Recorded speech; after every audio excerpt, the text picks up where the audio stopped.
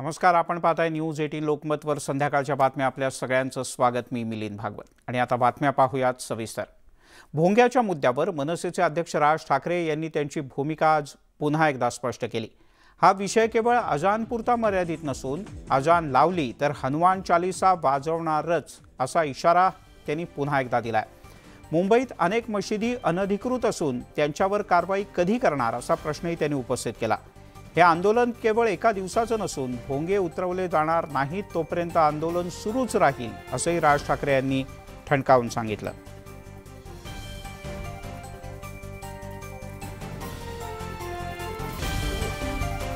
एवढंच माझं आत्ताचं कारण आहे की हा विषय फक्त सकाळच्या अजानपुरताचा नाहीये। दिवसभर जे काही 4 ते 5 वेळा जी काही बांग दिली जाते, जी काही त्यांची प्रार्थना ते म्हणतात, जे लाऊडस्पीकरवरनं म्हणतात, ती जर त्यांनी दिली तर आमची लोक हनुमान चालीसा त्या वेळेला वाजवणार म्हणजे वाजवणार।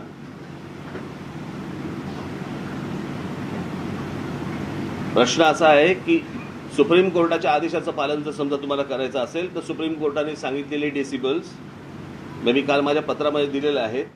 मला काल विश्वास नांगरे पाटलांनी मला सांगितलं की आम्ही इतक्या आमच्याकडे ॲप्लिकेशन्स आले आणि इतक्या आम्ही मशिदींच्या भोंग्यांना आम्ही परवानगी दिली। मला एक गोष्ट कळत नाही आहे की आत्ता मुंबईत महाराष्ट्रामध्ये ज्या मशिदी आहेत यातल्या बहुतांशी मशिदी या अनधिकृत आहेत। अनधिकृत मशिदींवरती लागलेले भोंगे हे अनधिकृत आहेत आणि त्यांना सरकार परवानगी देते अधिकृत। हे माझ्या कल्पनेच्या बाहेरची गोष्ट आहे, कोणाच्याही कल्पनेच्या बाहेरची गोष्ट आहे।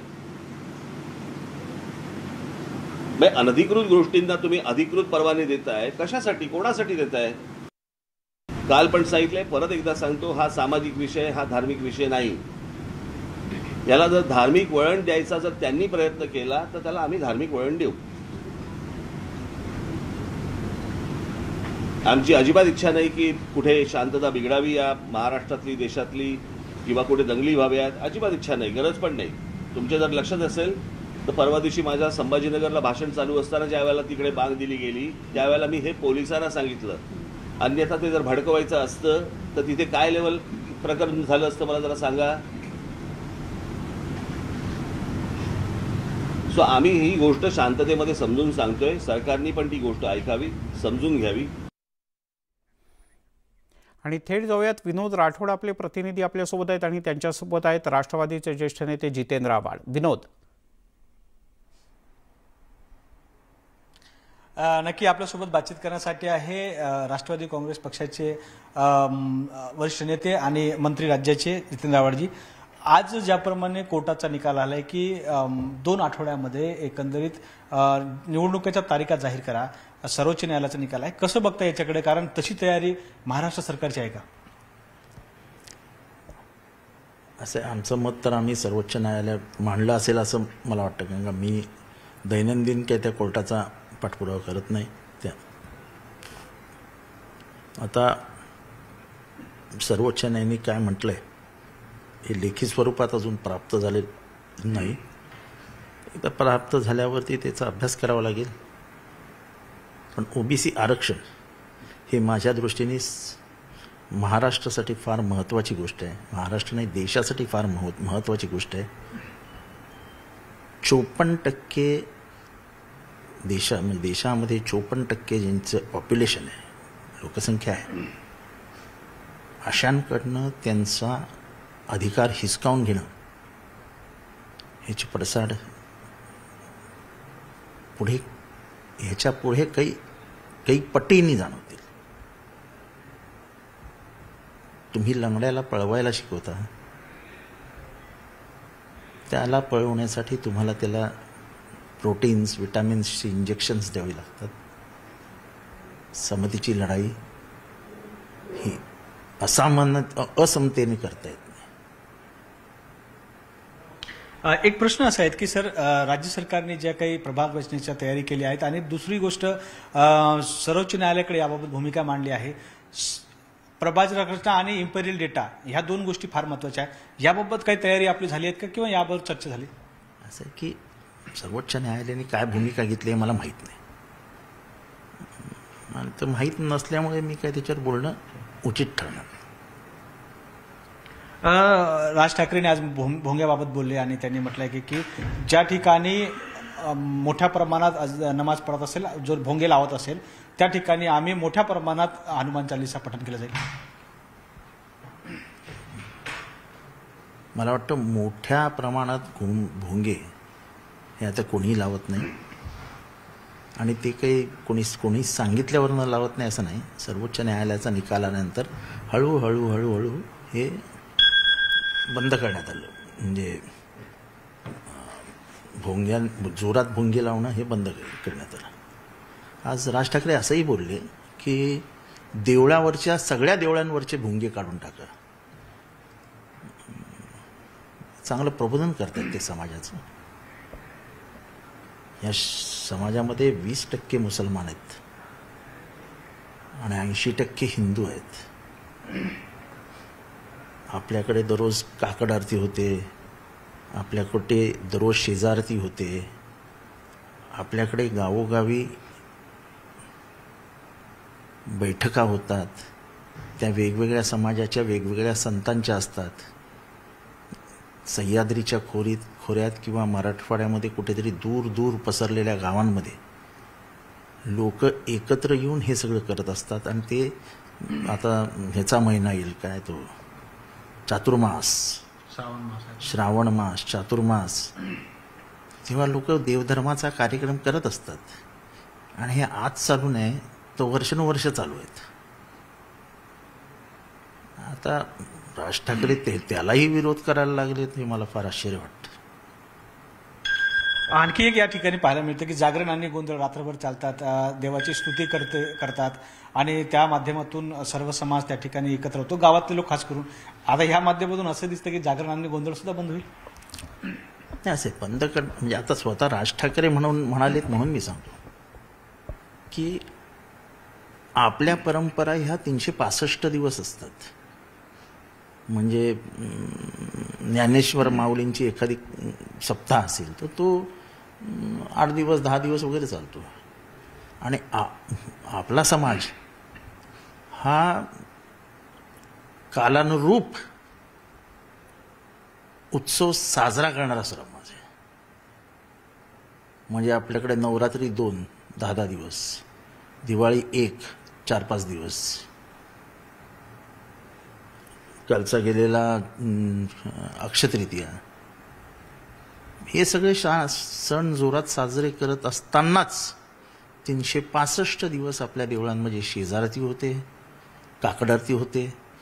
एवढंच सोडून द्या, गावात असलेल्या सर्वधर्म म्हणजे काय ते सामाजिक सभागृहामध्ये आजही सप्ताह, आजही प्रबोधनाचे कार्यक्रम हे नियमितपणाने गावातले सगळे मतभेद विसरून गाव साजरं करत असतं. तुम्ही कधीही एक साधारण 11-11:30 एखाद्या जंगल मार्गे महाराष्ट्रातल्या ग्रामीण विभागामध्ये जा आणि गाडी फक्त थांबा, उभे राहा आणि कान उघडे ठेवा. तुम्हाला बरोबर तुमच्या कानावरती टाळ मृदुंगाचे नाद ऐकायला मिळतील. मला माहीत नाही ह्यांची खरंच काय यांना म्हणायचंय. बाळासाहेब ठाकरे यांची एक जुनी क्लिप त्यांनी आज ट्विट केली आहे, त्यावर काय मत आहे? कारण बाळासाहेब ठाकरेंनी म्हटलं आहे की जो रोडवर नमाज पढणं आहे ते बंद केले पाहिजे, नाही जर बंद केलं त्यांचा आम्ही बंदोबस्त करू, अशा प्रकारचं त्यांचं हे संकेत आहे का असं म्हणताय? असं आहे की आपलं जीवनशैली बदलून, आपले कपडे बदलून, आपला चेहरा बदलून, मी ह्यापूर्वी त्यांना अशी ती भगवी शाल पूर्ण ओढलेलं कधीच बघितलं नव्हतं. हे मागच्या महिन्याभरात बघतोय. असं कोणाला बाळासाहेब नाही होता येतो. बाळासाहेब आणि एकच होऊ शकतात. छत्रपती शिवाजी महाराज दुसरे नाही होऊ शकले. आज 350-400 वर्ष झाली. नेपोलियन दुसरा नाही होऊ शकला. मार्टिन लुथर किंग दुसरा नाही होऊ शकला. नेल्सन मंडेला दुसरा नाही होऊ शकला. जगाच्या पाठीवर अशी व्यक्तिमत्व, गांधी दुसरे नाही होऊ शकणार. आंबेडकर दुसरे नाही होऊ शकणार. एवढं मोठं राज्य हातात असताना सगळं टाकून बुद्ध धर्म स्वीकारलेला सम्राट अशोक नाही होऊ शकणार. आपल्या राजगादीवरनं बाहेर जाऊन दुसरं जीवन जगून परत एकदा परत रूपात येणं हे जे काही मिलिंदाचे बुद्धाचे काम आहे ते दुसरं नाही होऊ शकणार. दुसरा बसवेश्वर नाही होऊ शकत. असं हे तुकाराम होऊ शकतो का दुसरा? ज्ञानेश्वर माऊली होऊ शकते का दुसरी? दुसरं होणं नाही हो. हा, मिमिक्री आर्टिस्ट म्हणून तुम्ही आवाज काढू शकता, पण तुम्ही ते बाळासाहेब होऊ शकत नाही. धन्यवाद. हे होते जितेंद्र आव्हाडजी. त्यांचं असं मत आहे की मिमिक्री आर्टिस्ट म्हणून एक आवाज काढू शकतात किंवा त्यांची नाटक करू शकतात, त्यांचं पात्र करू शकतात, परंतु जे व्यक्ती बाळासाहेब होते ते व्यक्ती तसं या दिसण्याचा प्रयत्न जरी केला परंतु ते होऊ शकत नाही असा दावा त्यांनी केला आहे. मिलिंद. विनोद तुर्तास धन्यवाद. वळूयात अन्य काही महत्त्वाच्या बातम्यांकडे. मनसुख हिरेन हत्या प्रकरणामध्ये एन्काउंटर स्पेशालिस्ट प्रदीप शर्मा यानं हाच हत्येचा मुख्य सूत्रधार असल्याचं NIAनं मुंबई उच्च न्यायालयात सादर केलेल्या प्रतिज्ञापत्रात नमूद केलं आहे. सचिन वाझेनं प्रदीप शर्माला 45 लाख रुपये दिले होते आणि मनसुख हिरेनची हत्या करण्यासाठीच हे 45 लाख रुपये देण्यात आले होते असा दावा NIAच्या वतीनं करण्यात आला आहे. कथित कट मुंबई पोलीस आयुक्तांच्या इमारतीतच रचण्यात आला असा दावा सुद्धा केला आहे. प्रदीप शर्मा यांनी दाखल केलेल्या जामीन अर्जावर NIAनं दाखल केलेल्या प्रतिज्ञापत्राच्या माध्यमातून ही सगळी माहिती समोर आली आहे. उच्च न्यायालयानं या प्रकरणाची सुनावणी आता 17 जुलै रोजी ठेवली आहे. अजित मांढरे आपले प्रतिनिधी आपल्यासोबत आहेत. अजित, NIAनं खूप मोठा आणि धक्कादायक दावा केला आहे. मिलिंदजी, प्रदीप शर्मा याने मुंबई सत्र न्यायालयातील विशेष NIA न्यायालयामध्ये जामिनाकरता अर्ज केलेला आहे. या अर्जाला प्रत्युत्तर सादर करताना एक प्रतिज्ञापत्र NIAने सादर केलं. त्या प्रतिज्ञापत्रामध्ये NIAने हे धक्कादायक खुलासे केलेले आहेत. आपल्याला माहिती आहे की कारमायकल रोडवरती स्फोटकांनी भरलेली हिरव्या रंगाची स्कॉर्पिओ गाडी जी ठेवली होती ती मनसुख हिरेन याची होती. पण नंतर असं कळालं की सचिन वाझेनेच त्याला ही गाडी दिली होती. पुढे जाऊन हे सगळं आपलं विंग फुटतंय आणि त्यातली कमजोर कडी मनसुख हिरेन हा कुठेतरी घाबरलेला आहे हे लक्षात आल्यानंतर सचिन वाझेने मनसुख हिरेनचा काटा काढायचं ठरवलं. या दरम्यान या सगळ्या कटामध्ये प्रदीप शर्मा याला सामील करण्यात आलं आणि मनसुख हिरेन याच्या हत्येचा कट जो आहे हा प्रदीप शर्मा याने रचला आणि त्याने 45 लाख रुपये याकरता घेतले होते. हे या प्रतिज्ञापत्रात NIAने म्हटलेलं आहे. NIAने हा दावा केलेला आहे आणि त्याच पार्श्वभूमीवरती प्रदीप शर्मा याला जामीन देऊ नये असं NIAने त्यांच्या प्रतिज्ञापत्रात म्हटलेलं आहे. शेवटी ज्या पद्धतीनं हा सगळा कट रचला गेला होता कारमायकल रोड बाहेरील त्याचबरोबरीनं मनसुख हिरेन हत्येचा, यातील अनेक आरोपी जे आहेत ते आता बऱ्याच काळापासून जेलमध्ये आहेत. त्यामुळे त्यांना जामीन मिळावा अशी त्यांनी अपेक्षा केली होती. पण NIAकडे तपासामध्ये जे ठोस पुरावे मिळालेले आहेत त्या पुराव्यांच्या आधारे एक प्रतिज्ञापत्र सादर करून NIAनं या जामिनाला वेळोवेळी विरोध केलेला आहे. मात्र प्रदीप शर्मा यांच्या जामिनाच्या वेळी NIAनं जो खुलासा केलेला आहे त्यामुळे मनसुख हिरेन हत्या प्रकरणामध्ये एक नवीन खुलासा झालेला आहे असं म्हटलं तरी वावगं ठरणार नाही. कारण का मनसुखची हत्या यांनीच या सर्वांनीच केली असं म्हटलं जात होतं, पण मुख्य सूत्रधार कोण आहे हे मात्र स्पष्ट होत नव्हतं. ते NIAने त्यांच्या प्रतिज्ञापत्राद्वारे स्पष्ट केलेलं आहे. बरोबर. अजित तुर्तास धन्यवाद या सगळ्या माहितीबद्दल. मुंब्र्यामध्ये 105 वर्ष जुन्या जामा मशिदीवरचे भोंगे उतरवण्यात आले. मुंब्र्यातील कापूरबावडी पोलीस स्थानकाच्या हद्दीमध्ये ही घटना आहे. मशिदीच्या विश्वस्थांनी स्वतःहून भोंगे उतरवले असून पोलिसांना संपूर्ण सहकार्य करणार असल्याचं मशिदीच्या विश्वस्थांनी म्हटलंय. सर्वोच्च न्यायालयाच्या आदेशाचं पालन करणार असल्याची माहिती सुद्धा मशिदीच्या वतीनं देण्यात आली. मी सगळ्या जमलेल्या नागरिकांचं ईद निमित्त हार्दिक अभिनंदन करतो आणि त्यांनी एकात्मतेचं प्रतीक जपलेलं आहे आणि त्या दृष्टिकोनातनं सरकारी आदेश आलेल्या त्या आदेशाचं तंतोतंत पालन केलेलं आहे. आणि ह्याचं प्रतीक म्हणजे शेजारीच आशापुरा मंदिर आहे, त्याच्या बाजूलाच पोलीस स्टेशन आहे. या सगळ्यांचं आम्हाला कोऑपरेशन वेळोवेळी लाभतं आणि आम्ही प्रत्येक गोष्टीला त्यांनी सांगितलेल्या आज्ञेचे पण पालन करत असतो.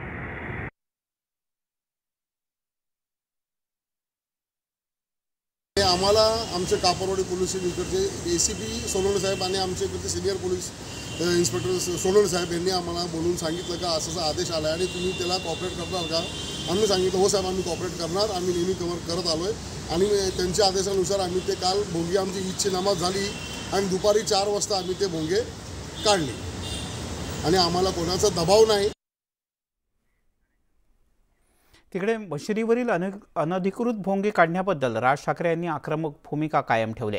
यानंतर मनसैनिकांनी काही ठिकाणी राडा केला. यावेळेला पोलिसांकडून मनसेच्या कार्यकर्त्यांची धरपकड करण्यात आली. नवी मुंबईसह नाशिकमध्ये सुद्धा मनसैनिकांना पोलिसांनी ताब्यात घेतलं. यावेळेला कार्यकर्त्यांकडून जय श्रीरामच्या घोषणाही देण्यात आल्या. तर उल्हासनगर आणि भिवंडीत सुद्धा कार्यकर्ते आक्रमक झाल्याचं पाहायला मिळालं. आपण नवी मुंबई, नाशिक, उल्हासनगर आणि भिवंडी या ठिकाणची दृश्य पाहतो आहोत. नवी मुंबईमध्ये मशिदीच्या बाहेर हनुमान चालीसा लावण्यात आलं. तर नाशिकमध्ये आंदोलनाच्या पवित्रात असणाऱ्या कार्यकर्त्यांना पोलिसांनी ताब्यात घेतलं. उल्हासनगरमध्ये सुद्धा मनसैनिकांना पोलिसांनी ताब्यात घेतलं.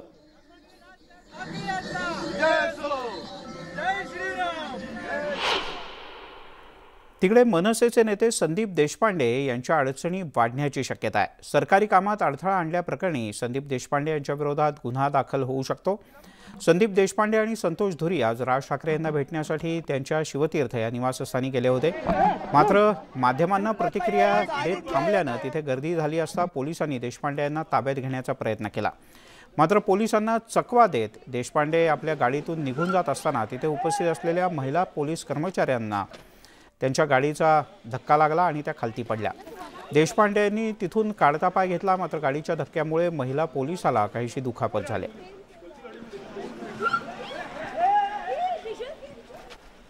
ठीक आहे, पोलीस त्यांचं काम करतायत.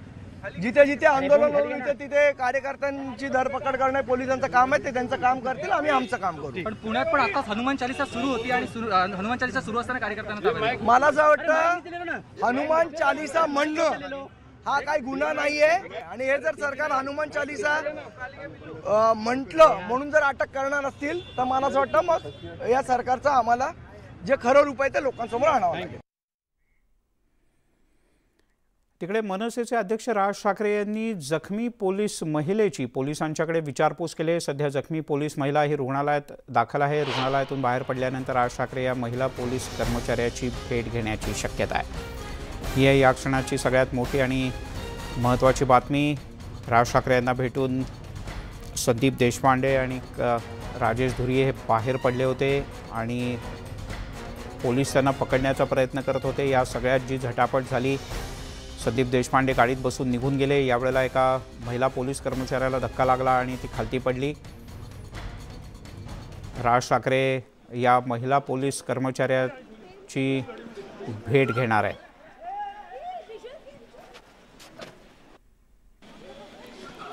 प्रणाली कापसे आपले प्रतिनिधी आपल्यासोबत आहेत. प्रणाली, काय अधिक माहिती आहे? प्रणाली कापसे आपल्या प्रतिनिधी आपल्यासोबत जोडल्या जात आहेत. प्रणालीकडनं आपण अधिक माहिती घेऊयात. प्रणाली या क्षणी इथे उपस्थित होती जेव्हा हा सगळा प्रकार घडला त्यावेळेला. प्रणाली, माझा आवाज येतोय तुझ्यापर्यंत? प्रणाली, नेमकं काय झालं होतं यावेळेला आणि आता राज ठाकरे या महिला कॉन्स्टेबलची भेट घेणार आहेत असं कळतं, सविस्तर सांग. मिलिंद, मगाशी सकाळच्या सुमारास साधारण 11 वाजेच्या सुमारास मनसेचे सरचिटणीस संदीप देशपांडे हे मनसेचं आंदोलन यशस्वी झाल्यानंतर राज ठाकरे यांना भेटण्यासाठी त्यांच्या निवासस्थानी आलेले होते शिवतीर्थ इथे. आणि त्यांच्याबरोबर संतोष धुरी होते, त्याचबरोबर शाखा अध्यक्ष या भागातले संतोष साळी ते सुद्धा होते. हे तिघेही जण आतमध्ये गेले. त्यांनी मनसे अध्यक्षांची भेट घेतली आणि त्यानंतर ते बाहेर आल्यानंतर संदीप देशपांडे हे प्रसारमाध्यमांशी संवाद साधत होते आणि त्याच वेळेला पोलिसांनी त्यांना ताब्यात घेण्याचा प्रयत्न केला. त्यांची प्रतिक्रिया संपली तसेच पोलीस त्यांना ताब्यात घेण्याचा प्रयत्न करत होते. पोलिसांनी त्यांना त्यांच्याच गाडीमध्ये बसायला लावलं आणि त्यानुसार संदीप देशपांडे आणि संतोष धुरी हे ज्या गाडीतून आले होते त्याच गाडीत बसले आणि बसल्याबरोबर ती गाडी जरा पुढे गेली. त्यांनी पळण्याचा प्रयत्न केला आणि याच झटापटीमध्ये ही महिला कॉन्स्टेबल जी आहे ती रस्त्यावर पडली. आता जी छायाचित्र आपल्याकडे आहे, जो व्हिडिओ आपल्याकडे आहे, त्याच्यावरून असं दिसतंय की तिथे जे प्रसारमाध्यमांचे प्रतिनिधी होते त्यांचा धक्का लागला किंवा एक पोलीस कर्मचारी होते त्यांचा धक्का लागल्यामुळे ही महिला पोलीस जी आहे ती खाली पडली. परंतु हा सगळा प्रकार जो आहे तो संदीप देशपांडे हे गाडी घेऊन जात असताना, म्हणजे त्यांच्या ड्रायव्हरनी जेव्हा गाडी पुढे घेतली त्यावेळी घडलेला प्रकार आहे आणि त्यामुळं त्याच प्रकरणामध्ये ही महिला पोलीस जखमी झालेली आहे. त्यावेळेला इतका गडबड, इतकी गोंधळ झाला की नेमकं काय होतं हे कोणाला कळत नव्हतं. पण दरम्यान ही महिला पोलीस खाली पडली आणि ती जखमी झाली. त्यानंतर तिला रुग्णालयात दाखल करण्यात आलं. हा सगळा जेव्हा गोंधळ सुरू होता तेव्हा शर्मिला ठाकरे, राज ठाकरे यांच्या पत्नी, यावरून त्यांनी बघितलं की हा सगळा काहीतरी गोंधळ झालाय. त्या जेव्हा खाली उतरल्या तेव्हा त्यांनी या सगळ्या गोष्टींची माहिती राज ठाकरे यांना दिली. राज ठाकरे यांनी बाहेर उपस्थित असलेल्या पोलिसांना आतमध्ये बोलवून घेतलं आणि या महिला कॉन्स्टेबलची विचारपूस केली. खरं तर त्यांनी तिला आतमध्ये घेऊन या, आतमध्ये बसवा असं सांगितलं. परंतु तोपर्यंत या महिला पोलीस कर्मचाऱ्याला रुग्णालयात दाखल करण्यात आलेलं होतं आणि त्यामुळे राज ठाकरे यांनी सांगितलं की त्या बऱ्या झाल्यानंतर मी त्यांची भेट घेईन. ठीक आहे. प्रणाली तुर्तास धन्यवाद या माहितीबद्दल. तिकडे संदीप देशपांडे प्रकरणी पोलीस कायद्यानुसार कारवाई करतील अशी प्रतिक्रिया दिली राज्याचे परिवहन मंत्री अनिल परब यांनी. म्हणूनच म्हटलं की या बाबतीमध्ये पोलीस आपले सक्षम आहेत, पोलीस ह्याच्या बाबतीतली पुढची कारवाई करतील. मी म्हटलं ना, कथनी आणि करणीमध्ये फार मोठा फरक असतो. बोलणं सोपं असतं, करणं फार कठीण असतं. आता त्यांना त्यांची ताकद कळेल. ते म्हणतात हनुमान चालीसा म्हणणं हा राजद्रोह कसा, असा प्रश्न विरोधी पक्षनेते देवेंद्र फडणवीस यांनी राज्य सरकारला केलाय. तर भोंग्यांच्याबद्दल निर्णयाचं पालन व्हावं आणि कोर्टाच्या आदेशाचं सरकारने पालन करावं असंही देवेंद्र फडणवीस म्हणाले. मला असं वाटतं की राज्य सरकार हे जर राणा दाम्पत्य हनुमान चालीसा म्हणते आहे एवढ्या भरोशावर किंवा एवढ्या एका मुद्द्यावर त्यांना जेलमध्ये टाकून राजद्रोहाचा गुन्हा लावू शकते, तर भोंग्याच्या संदर्भातली तर त्यांची काय भूमिका असेल ही आपल्या सगळ्यांना कल्पनाच आहे. पण मला असं वाटतं की सर्वोच्च न्यायालयाच्या निर्णयाचं पालन करणं ही जबाबदारी सरकारची आहे, ही कुठल्या पक्षाची नाही आहे. आणि सरकार जर आपली जबाबदारी पार पडत नसेल तर राजकीय पक्षांना आपापली भूमिका मांडावी लागेल, ती मांडली जाईल. दरम्यान आदित्य ठाकरे हे मर्सिडीज बेबी आहेत अशा शब्दात देवेंद्र फडणवीस यांनी आदित्य ठाकरे यांना चिमटा काढला. सोन्याचा चमचा तोंडामध्ये घेऊन जन्माला आलेले ज्या मर्सिडीज बेबी आहेत यांना न संघर्ष करावा लागला आहे न त्यांनी संघर्ष पाहिला आहे. त्यामुळे कारसेवकांच्या संघर्षाची थट्टा ते निश्चितपणे उडवू शकतात.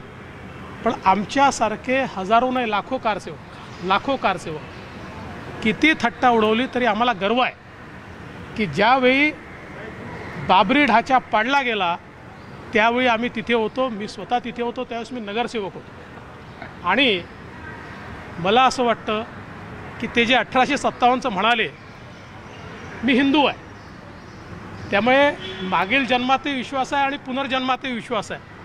त्यामुळे कदाचित मागच्या जन्मात जर मी असेल तर 1857च्या युद्धामध्ये तात्या टोपे आणि झाशीच्या राणी सोबत मी लढत असेल आणि तुम्ही असाल तर त्याही वेळी तुम्ही इंग्रजांची युती केली असेल. कारण आता तुम्ही युती अशा लोकांची केली आहे जे 1857ला स्वातंत्र्य युद्धच मानत नाहीत, जे म्हणतात ते शिपायाचं बंड होतं. त्यामुळे मला असं वाटतं की ठीक आहे, त्यांना काय बोलायचं बोलू दे. आणि थेट जाऊयात नागपूरला. विरोधी पक्षनेते देवेंद्र फडणवीस बोलतात. उद्बोधन हमें दिया ऐसे डॉक्टर प्रतीक समदानी जी, डॉक्टर SN देशमुख जी, डॉक्टर राजू खंडेलवाल जी, विशेष रूप से इस कार्यक्रम को जिन्होंने आयोजित किया वो लोकमत समूह के प्रमुख आदरणीय विजय दर्डा जी, हमारे लोकमत टाइम्स के संपादक नायक जी, यहाँ पर उपस्थित सभी महानुभाव, हमारे सतीश चतुर्वेदी जी, कीर्ति बाबू, साथ ही में यहाँ पर सभी सम्मानीय हमारे मिर्ज़ा जी, सभी सम्मानीय नागपुर और विदर्भ के सम्मानित डॉक्टर्स जिनको आज ये अवार्ड्स मिलने वाले हैं, ऐसे सारे अवॉर्डीज़ मैंने नाम देखे, विशेष रूप से लाइफ टाइम अवार्ड जिनको मिल रहा है, ऐसे बहुत ही सम्मानित लोग हैं। चूँकि अभी उनके नाम अनाउंस नहीं हुए हैं इसलिए मैं उनका नाम नहीं ले रहा हूँ, लेकिन ऐसे सभी हमारे बहुत ही सम्मानित अवॉर्डीज़ और उपस्थित बहनों और भाइयों, मैं लोकमत का बहुत बहुत अभिनंदन करता हूँ कि आज हेल्थ केयर के सेक्टर में जिन्होंने बहुत अच्छा कार्य किया, ऐसे लोगों को हम सम्मानित कर रहे हैं। हेल्थ केयर तो हम सभी के लिए बहुत ही आदर की जगह हमेशा रही है, किंतु कोविड के बाद हमारे हेल्थ केयर सिस्टम के बारे में लोगों का आदर भी बढ़ा है और उसका इम्पोर्टेंस भी आज लोगों के ध्यान में आया है। हम सभी ने वो वाकया भी देखा कि जिस समय लॉकडाउन चल रहा था और बहुत ही कोविड जैसा एक डिसीज़ जो बहुत नया था, जिसके बारे में किसी को पता नहीं था और लोग बहुत घबराते थे। मुझे याद है मैं उस समय एक एक ज़िले में गया, ज़िले के हॉस्पिटल में गया, वहाँ के आईसीयू में गया, डॉक्टर्स को मिला। तो जब डॉक्टर्स को भी मिलता था तो वो भी कहते थे कि कई दिनों से कोई हमको मिला ही नहीं है। इस प्रकार की बिल्कुल दुविधा भरी अवस्था से हम लोग गुजरे, लेकिन मैं ये मानता हूँ कि भारत की ये ताकत है कि भारत ने कोविड जैसी महामारी में भी जो भी हमारा हेल्थ केयर का सिस्टम होगा, हम सभी जानते हैं अप टू द मार्क तो था ही नहीं, लेकिन बावजूद उसके हमने एक राष्ट्र के तौर पर, एक समाज के तौर पर यूनाइटेडली उसका एक मुकाबला किया और कोविड की त्रासदी से हम बाहर निकले। और सबसे बड़ी बात कि हमारे देश में हमने वैक्सीन्स तैयार किए और 180 करोड़ वैक्सीन ये हम लोग एडमिनिस्टर कर पाए, जो एक वर्ल्ड रिकॉर्ड है। मैं ऐसा मानता हूँ कि हेल्थ केयर के क्षेत्र में हमारे भारत देश ने निश्चित रूप से एक बड़ी छलांग लगाई आहे। तेव्हा आरोग्य विषयात काम करणाऱ्यांचा लोकमत समूहाच्या वतीनं गौरव केला जातोय। यासोबतच बुलेटिनमध्ये घेऊयात एक छोटासा ब्रेक, लगेचच परत येतो।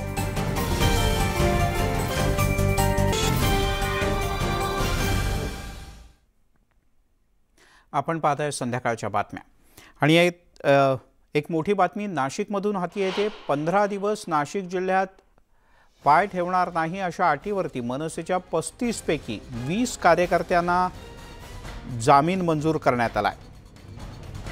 15 दिवसात प्रवेश नाही नाशिक जिल्ह्यामध्ये अशा प्रकारची अट ठेवण्यात आली। कालपासून नाशिकमध्ये मनसेच्या अनेक पदाधिकाऱ्यांची धरपकड करण्यात आली होती। यापैकी 35 जणांना न्यायालयात हजर केला असता 35 पैकी 20 कार्यकर्त्यांना जामीन मंजूर झाला आहे। लक्ष्मण घाटोळ आपले प्रतिनिधी आपल्यासोबत आहेत। लक्ष्मण, काय माहिती आहे सविस्तर सांग। नाशिक शहरामध्ये आज सकाळपासून मनसेच्या कार्यकर्त्यांकडून मस्जिदीच्या समोर जाऊन अजान पठणाच्या दरम्यान हनुमान चालीसा पठण करण्याची मोहीम जी आहे ती हाती घेण्यात आली होती। या दरम्यान 35हून अधिक कार्यकर्त्यांना पोलिसांनी अटक केली होती, जे सकाळी 5 वाजता त्यानंतर 7 वाजता आणि 8 वाजेच्या दरम्यान पोलिसांना आढळून आले। मंदिरांच्या बाहेर हनुमान चालीसा पठण करताना या सर्व कार्यकर्त्यांवरती पोलिसांनी कारवाई केल्यानंतर त्यांना आज न्यायालयात हजर करण्यात आलं होतं। यापैकी 35 पैकी 20 कार्यकर्त्यांच्या जामीन अर्जावर न्यायालयाने सुनावणी देताना या 20 कार्यकर्त्यांना पुढील 15 दिवस नाशिक जिल्ह्याच्या हद्दीमध्ये न येण्याच्या अटीवरती जामीन मंजूर केलेला आहे। तर उर्वरित जे कार्यकर्ते आहेत त्यांच्या जामिनावर अद्याप देखील सुनावणी सुरू आहे। नाशिक शहर पोलिसांनी या सर्व कार्यकर्त्यांना अटक करून आज न्यायालयासमोर हजर केलं होतं। त्यामुळे आता जे महत्त्वाचे कार्यकर्ते होते या सर्वांना आता पुढचे 15 दिवस जिल्ह्याच्या हद्दीमध्ये प्रवेश नाकारण्यात आलेला आहे। त्यामुळे एकूणच मनसेच्या पुढच्या आंदोलनावर देखील याचा मोठा परिणाम जो आहे तो होणार आहे आणि जे मुख्य पदाधिकारी आहे पण मग लक्ष्मण, ज्यांनी जामीन नाकारलाय म्हणजे ही जी अट पोलिसांनी घातली होती 15 दिवस नाशिक जिल्ह्यात प्रवेश नाही, अशा 35 पैकी 20 कार्यकर्त्यांना जामीन मंजूर झालाय, बाकीच्या 15 जणांचं काय? त्या 15 जणांच्या जामिनावर देखील अद्याप सुनावणी सुरू आहे. मात्र यापूर्वीच नाशिक शहर म्हणजे न्यायालयाच्या आदेशापूर्वीच पोलिसांनी देखील जे प्रमुख 14 होते त्यांना 14 दिवसांसाठी 4 दिवसांसाठी तडीपारीची कारवाई जी आहे ती पोलिसांनी नोटिसाच्या माध्यमातून बजावली होती. मात्र आज पुन्हा एकदा पोलिसांनी न्यायालयाच्या समोर ज्या बाबी मांडल्या त्यामध्ये या लोकांकडनं सामाजिक तेढ निर्माण होऊ शकते, समाजामध्ये चुकीच्या गोष्टी होऊ शकतात, दंगल होऊ शकते, अशा प्रकारची माहिती न्यायालयासमोर दिल्यानंतर न्यायालयाने या सर्व 15 लोकांना जिल्ह्याच्या हद्दीमध्ये न येण्याच्या अटीवर हा जामीन मंजूर केलेला आहे. तर उर्वरित लोकांच्या जामिनावरही सुनावणी सुरू आहे. त्यांच्यासाठी देखील न्यायालयाकडनं काही अटी टाकून त्यांना जामीन मंजूर केला जाऊ शकतो. बर, तुर्तास धन्यवाद लक्ष्मण या माहितीबद्दल. वळूयात पुढच्या बातमीकडे. ओबीसी आरक्षणाच्या सुनावणीच्या वेळेला सर्वोच्च न्यायालयाने एक महत्त्वपूर्ण निर्णय दिलाय. 2 आठवड्यात स्थानिक स्वराज्य संस्थांच्या निवडणुकांच्या तारखा जाहीर करा आणि तात्काळ निवडणूक घ्या असं सर्वोच्च न्यायालयानं सांगितलं आहे. त्यामुळे स्थानिक स्वराज्य संस्थांच्या निवडणुकांचा मार्ग मोकळा झालाय. पण यावर आता उलटसुलट प्रतिक्रिया येऊ लागल्या आहेत. स्थानिक स्वराज्य संस्थांच्या निवडणुकांचा कार्यक्रम हा आता थेट सर्वोच्च न्यायालयाच्या आदेशाने आखला जाणार आहे आणि 2 आठवड्यांच्या आत या संदर्भातला कार्यक्रम जाहीर करा. म्हणजेच पुढच्या 1.5 ते 2 महिन्यामध्ये राज्यभरातल्या स्थानिक स्वराज्य संस्थांच्या निवडणुकांच्या तारखा लागू शकतात. पण अर्थातच राजकीय नेत्यांनी, राजकीय पक्षांनी मात्र याबद्दल काहीशी नाराजी व्यक्त केली. तिकडे सर्वोच्च न्यायालयाच्या निकालानंतर विरोधी पक्षनेते देवेंद्र फडणवीस यांनी राज्य सरकारवर टीका केली. सर्वोच्च न्यायालयाच्या निर्णयामुळे ओबीसींचं नुकसान होणार आहे, हे राज्य सरकारचं अपयश आहे असं फडणवीस म्हणाले. सर्वोच्च न्यायालयाने नेमकं काय म्हटलंय हे अजून मला समजलेलं नाही. पण जे प्राथमिकरित्या समजलेलं आहे ते असं आहे की 5 वर्ष पूर्ण झाले आहेत आणि 6 महिन्यापेक्षा जास्त ॲडमिनिस्ट्रेटर ठेवता येत नाही. संविधानाने तशी तरतूद ठेवली आहे की 6 महिन्यापेक्षा जास्त ठेवता येत नाही आणि म्हणून अशा सगळ्या ठिकाणी तात्काळ निवडणुका लावण्याकरता सर्वोच्च न्यायालयाने सांगितलेलं आहे. खरं म्हणजे हे 100% सरकारचं फेलियर आहे. 2 वर्ष सरकारने टाईमपास केला आणि ट्रिपल टेस्ट पूर्ण केली नाही, त्यामुळेच अशा प्रकारचा निर्णय आला आहे. दरम्यान चंद्रशेखर बावनकुळे यांनी महाविकास आघाडी सरकारच्या मंत्र्यांना आता ओबीसी जनता रस्त्यावर फिरू देणार नाही असं म्हटलंय.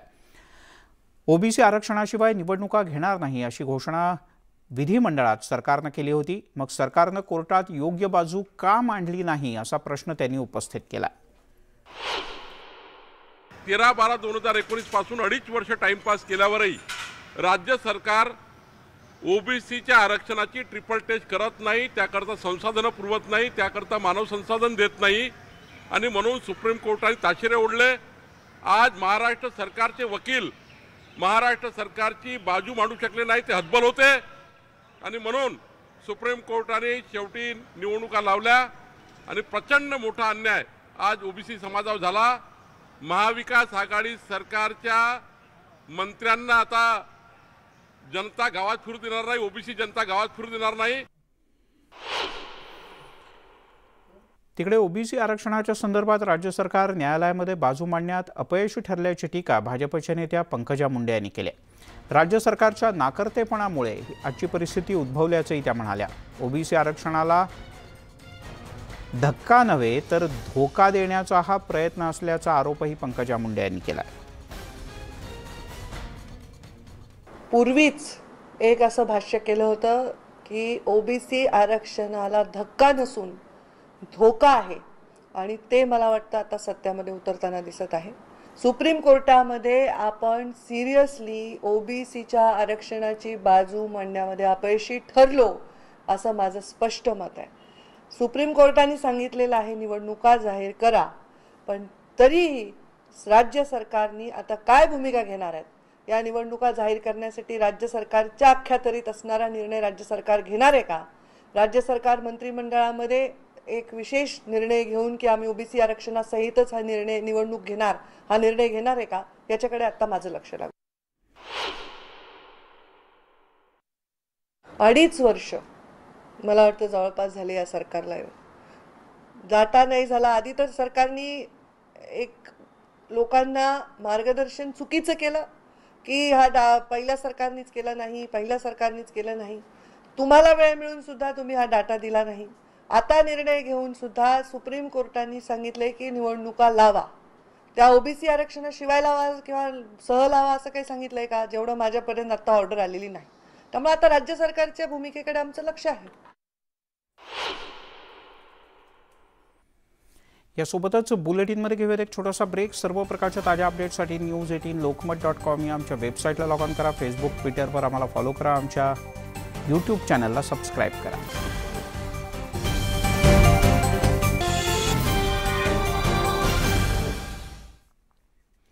ब्रेकनंतर आपल्या सगळ्यांचं पुन्हा एकदा स्वागत. आपण पाहताय संध्याकाळच्या बातम्या. अमरावतीच्या खासदार नवनीत राणा आणि त्यांचे पती आमदार रवी राणा यांची आजची रात्र ही जेलमध्येच असणार आहे. कारण न्यायालयाच्या आदेशाची प्रत 5:30 वाजेपर्यंत आलेली नाही. वेळेत प्रत न आल्यानं रवी राणा यांची रात्र तळोजा जेलमध्ये जाईल. उद्याला सकाळी 9 वाजता राणा दाम्पत्याची जेलमधून सुटका होण्याची शक्यता आहे. प्रशांत बाग आपले प्रतिनिधी आपल्यासोबत आहेत. प्रशांत, काय अधिक माहिती आहे? मिलिंद, आपण आता जे हॉस्पिटलला आणखीन याच ठिकाणी नवनीत राणा उपचारासाठी दाखल झाल्या होत्या. पण ज्या पद्धतीनं कोर्टाची ऑर्डरचा प्रवाह जो सुरू झाला होता सेशन कोर्टातनं, हा कारागृहाच्या जामीन पेटीपर्यंत पोहोचू शकला नाही. यामुळे त्यांची मुक्तता आज होणार नाही हे स्पष्ट झालेलं आहे.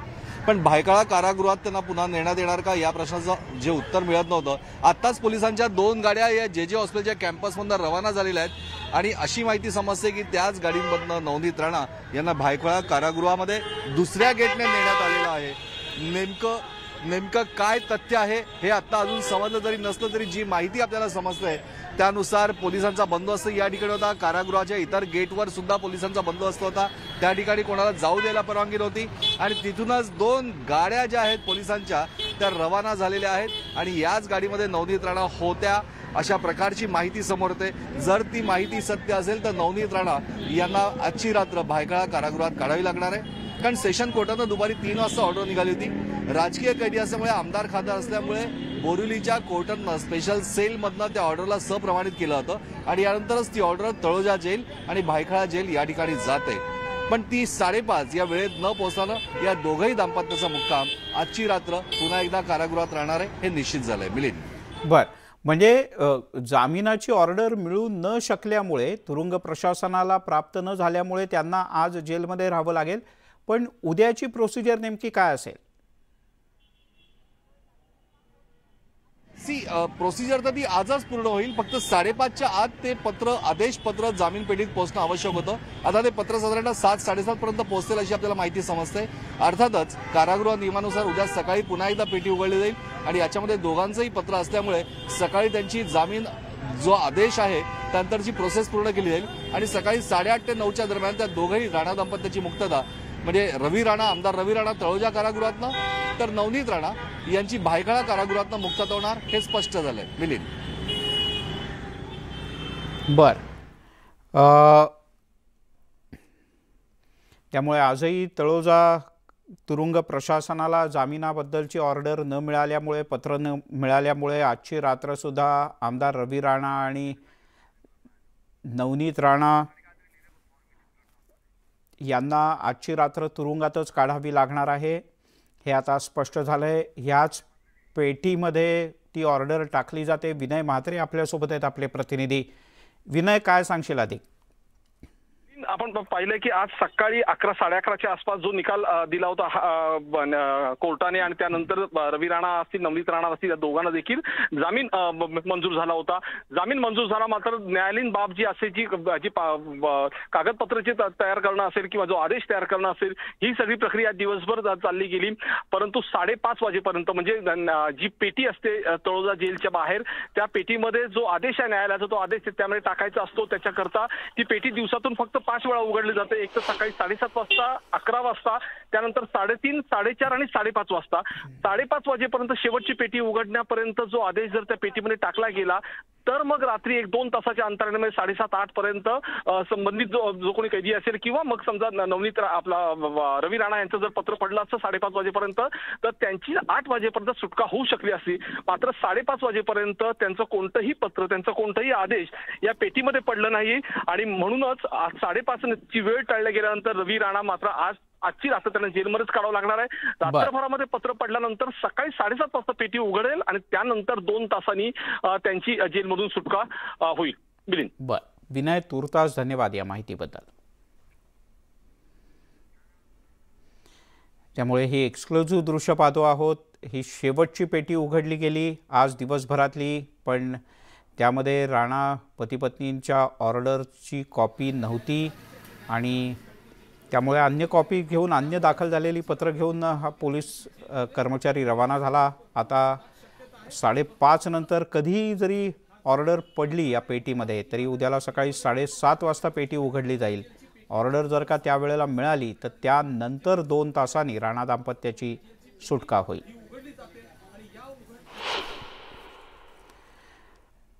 तिकडे दादरमध्ये शिवाजी पार्कला महाराष्ट्र नवनिर्माण सेनेचे सर्वेसर्वा राज ठाकरे यांच्या घराबाहेर जी धावपळ झाली त्यामध्ये महिला कॉन्स्टेबल खालती पडली होती, तिला मार लागला होता. या महिला कॉन्स्टेबलचा जबाब लिहून घेण्याचं काम सध्या रुग्णालयात सुरू आहे. या महिला कॉन्स्टेबलने जर का संदीप देशपांडे आणि संतोष धुरी यांची नावं घेतली तर त्यांच्या जबानीवरून या दोघांच्या विरोधात गुन्हा नोंदवला जाऊ शकतो. अजित मांढरे आपले प्रतिनिधी आपल्यासोबत आहेत. अजित, जबाब लिहून घ्यायला पोलीस अधिकारी इथे पोहोचलेत, काय नेमकी शक्यता आहे? मिलिंदजी, खरं तर ती घटना नेमकी काय घडली, ती महिला पोलीस कॉन्स्टेबल जी आहे ती कशामुळे जखमी झाली याचा आढावा वरिष्ठ पोलीस अधिकाऱ्यांनी येऊन शिवतीर्थावर घेतला होता. त्या ठिकाणी त्या अधिकाऱ्यांचं असं म्हणणं आहे की प्रथमदर्शनी असं दिसतंय की ज्यावेळेस हे दोघं बाहेर पडले त्यावेळी प्रसारमाध्यमं जी आहेत ती मोठ्या प्रमाणामध्ये त्यांची प्रतिक्रिया घेण्याकरता पुढे आले होते. या धक्काबुक्कीत त्या महिलेला लागलेला असावा आणि त्यातून ती जखमी झाली असावी असं प्रथमदर्शनी दिसतंय. पण ज्या पद्धतीनं संदीप देशपांडे आणि संतोष धुरी यांना पोलीस ताब्यात घेण्याकरता त्यांना आवाहन करत होते, त्यांना ताब्यात घेण्याकरता पोलीस पुढे गेले होते, तर त्यावेळेस देखील धक्काबुक्की झाली आहे असं देखील पोलिसांचं एक त्या ठिकाणी तपासातून समोर आलेलं आहे. पण नेमकं ही महिला कशामुळे जखमी झाली, त्याच्या मागची कारणं काय आहेत, ज्या महिलेचं नेमकं म्हणणं काय आहे, तिला कोणाचा धक्का लागला, ज्या पद्धतीने आरोप केले जातात की संदीप देशपांडे आणि संतोष धुरी यांच्यामुळे जखमी झाली, तसं नेमकं आहे का तसं नाहीये, या सर्व गोष्टींची शहानिशा करून तिचा एक रीतसर जबाब जो आहे तो नोंदवला जातोय. ज्या रुग्णाला ती दाखल आहे त्या ठिकाणी तिचा जबाब नोंदवला जातोय. अजित, या महिला अधिकाऱ्याचं नाव कळलंय का आणि सध्या कोणत्या हॉस्पिटलमध्ये उपचार सुरू आहे? महिला अधिकाऱ्याचं नाव स्पष्ट झालेलं नाही, मात्र दादर जवळच एका खासगी रुग्णालयामध्ये या महिलेवरती उपचार सुरू आहेत आणि महिलेची प्रकृती तशी स्थिर आहे, पण ज्या गर्दीमध्ये असल्याने आणि तिला लागलेला मार यामुळे ती घाबरली होती असं वरिष्ठ अधिकाऱ्यांचं म्हणणं आहे. आता या महिलेने जर दबाव दिला या दोघांच्या विरोधामध्ये तर त्यांच्यावर कारवाई होऊ शकते. अजित तुर्तास धन्यवाद या सगळ्या माहितीबद्दल.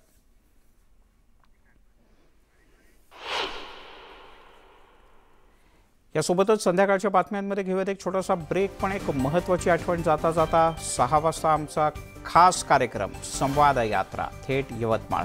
छोटासा ब्रेक घेऊया.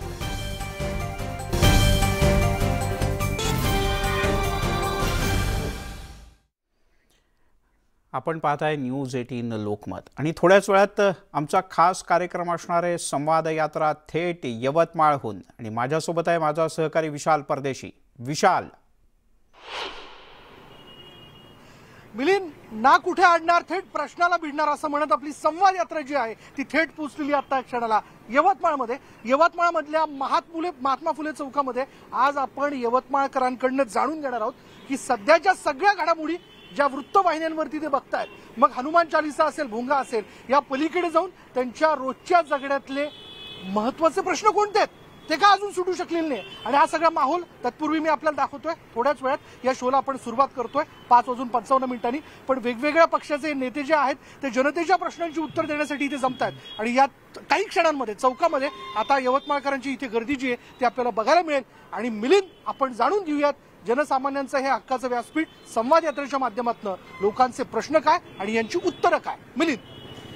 विशाल, धन्यवाद. आणि यवतमाळचं ऊन आणि या उन्हाचा सामना करत अनेक समस्यांना तोंड देणारे लोक, या दोघांच्याही मनात काय आहे हे आपण जाणून घेणार आहोत संवाद यात्रा थोड्याच वेळात. आता या बुलेटिनमध्ये इथे थांबूयात. पाहत राहा न्यूज 18 लोकमत.